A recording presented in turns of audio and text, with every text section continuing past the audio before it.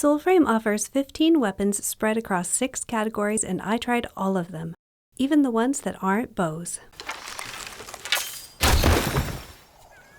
Preludes 9's hotfix 6 enabled faction swapping, and that does in fact mean we can now get access to all packs in the game, but initially getting them required a truly meme-worthy grind.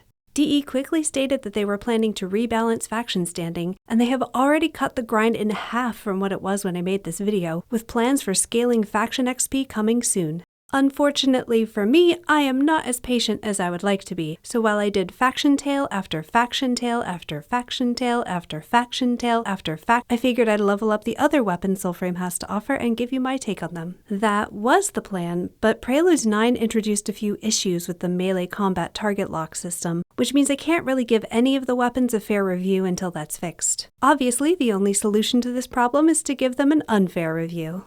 Thus, today I shall be participating in the time-honored YouTube tradition of the tier list, ranking all Soulframe weapon types according to how much they are like a bow. I'm ranking the weapons by type because the animations and combat mechanics are the same for all weapons within each weapon type, and for now the stat differences between weapons are pretty small. That said, each weapon has its own unique designs and aesthetics, so I'll also give ratings to each individual weapon on a 1 to 10 scale based solely on vibe. I'll also tell you where you can get each of these weapons, with a major caveat that this is where I have found them, and they may also be available from other sources that I don't know about. So with all that said, let's get the easiest category out of the way first, as it is the gold standard by which all other weapons shall be measured. That's right, we're talking bows. Obviously this is our S tier. Can't get much more like a bow than literally being a bow. I already talked about Soulframe's archery mechanics in my first video, so today I'll introduce you to Soulframe's 2 bows, Juniper and Thistle. Juniper is a bow you can get from playing music at 3 specific locations, and you can only get it once, so hold on to it. It has a beautiful living wood aesthetic with magic crystals encased at either end of the limbs. My only complaint with this bow is that it used to be attuned to spirit, but that changed with the bow rework in Preludes 9. I really hope DE brings back bows attuned to other virtues because I was super excited about the possibilities for buildcraft. But even with these recent changes, Juniper still gets a 10 out of 10 from me. It's a magical forest bow. What's not to love? Thistle is the bow you get when you choose Grace as your starting virtue. If you didn't choose Grace, you can find Thistle fragments in Midrath chests. It has the asymmetrical style of a Yumi, a traditional Japanese bow, and honestly I like it so much it almost feels like a waste to have such a great skin on a starter weapon. Gotta give this one a Kudo out of 10. With these lovely examples of archery set as our gold standard, let's get on with our tier list. In the shield category, we have 2 shields that come paired with the sword, although the fact that the category is called shields makes me think that future weapons might include maces, axes, and other one-handers. Shield combat animations feel pretty good, but the best part by far is the shield throwing. Overall, shields are not bad to play, but, well, it's not a bow. B tier. As for the individual ratings, Soulframe has 2 shields for us to look at. Oran Umber, which is found in Midrath chests, and Bog and Myrtle, which you get from Sparrow's Tails that end in the Undercity of Durmak. Oran Umber fits the aesthetics of Soulframe super well. I like the shield, but the sword isn't really my style. I'll give it a 7 out of 10. Bog and Myrtle, on the other hand, always make me feel like a hoplite. You know those Spartan soldiers that fought with round shields and spears, except they also typically had a sword, just like Myrtle. I'm a big fan of ancient Greece, so I love the aesthetics of this one. Sparta out of 10. Next up we have long blades. These are essentially 2-handed swords, although again, the name leaves room for future inclusion of things like great axes or, I don't know, scythes maybe? Are scythes long blades or are those polearms? Anyway, I know there are sword enjoyers out there, but I am just not one of them. There is something very satisfying about throwing a broadsword into someone's face, and for that reason I will save long blades from the absolute bottom and put them in D tier. When it comes to individual ratings, we have 3 swords to look at. Solos 1 is the starting weapon for courage, and you can also get fragments in Midrath chests. It has a pretty solid design, especially for a starting weapon, with a bit of a Viking vibe. I give it a Skyrim out of 10. Vetch fragments can be gotten from Sparrow's Tails that end in the Undercity of Durmak, and it's your standard medieval sword. A basic design, but I really like its simplicity. 8 out of 10. Ignemora fragments can be bought from the Kith of Kings faction. It's super cool looking, but I'm not a huge fan of how it disappears when you're not in combat. I understand why it's made this way, but I wish there were some kind of visual indicator on your character when the sword is just sheathed versus when you've thrown the blade and haven't recalled it yet. Some kind of fire animation on your hands maybe? It's a neat concept though, so for its unique design, I'll give Igne Mora a lava out of 10, but that could easily become a volcano out of 10 with the addition of a sheathed animation. Our next weapon category is daggers. I'm going to be honest, this category name really confuses me. We have long blades, so why not short blades? Especially given how much these blades really don't look like daggers. The animations also seem more fitting for dual-wielded short swords than for daggers, so I would not be surprised if this category gets renamed in future updates. The throwing animation is fine, I guess, but I feel like there's a missed opportunity here for some kunai-type animations. What we have looks more like throwing a sword than throwing daggers.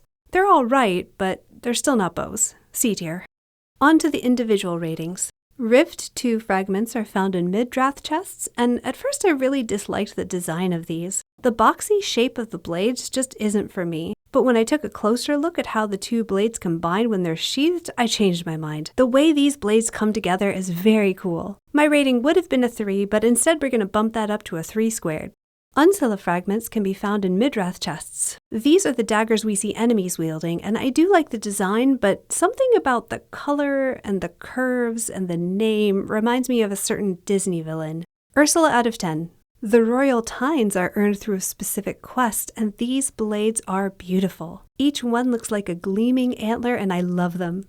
Like Juniper, you can only get these once, so don't sell them. Deer out of 10, no notes. Next up on our tier list, we've got polearms. I actually really enjoyed polearm combat before P9's target lock issues. The animations fit the weapons well and feel good in combat. Polearms also have the best throwing animation of any melee weapon. It feels natural and immersive, and it's kind of like throwing a javelin. Polearms have to get a high rank from me, since they basically turn your Envoy into a bow that just shoots one giant arrow. A tier. We have 4 polearms to look at for individual ratings, more than any other category currently in Soulframe. VASP 4 fragments are extremely abundant, found in both mid-drath chests and enemy drops. I really want to give this one a 4 out of 10 because of the name, but that's too low a rating for this design. I like the combination of angles and curves, so instead I'll give it a steampunk out of 10. Rook fragments can be purchased from the Silent Rose faction, and it looks like a rook on a stick. Not sure what else to say about this one. It's a rook on a pole. Rook out of 10. Dukalik is a reward for healing all of Midrath's world trees. The design makes perfect sense for that achievement, and it feels pretty cool to smack enemies with it. I give it a fork out of 10. Gathanan is my favorite melee weapon. You can find fragments in rare chests in the glades of Andren, and it is beautiful. Like the royal tines, Gathanan's blades are clearly inspired by deer antlers, and the subtle detailing on the pole of this polearm is extremely well done. Deer out of 10. The only way it could be better is if it were a bow. DE, where's my antler bow? Our last category is Voltaic. There's only one Voltaic weapon in Soulframe so far. Odiak is the starting weapon for Spirit, but you can also get fragments as rewards from Sparrowtails. The UI doesn't always show the reward though, so if you're trying to grind for this one, make sure you check your inventory after each tail.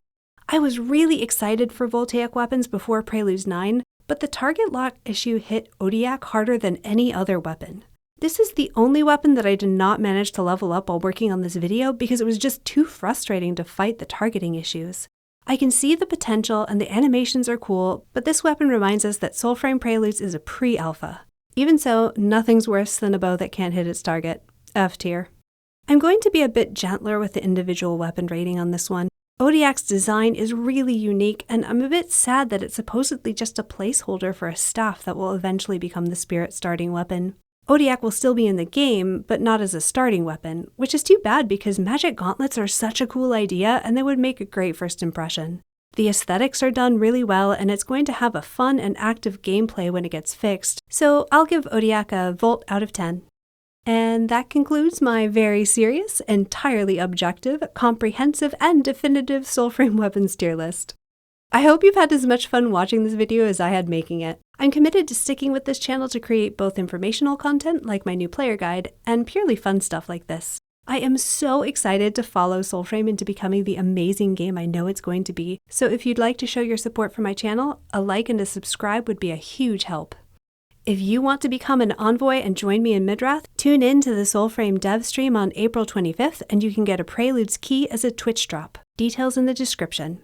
Let me know in the comments what your favorite Soulframe weapon is, and until next time, happy hunting!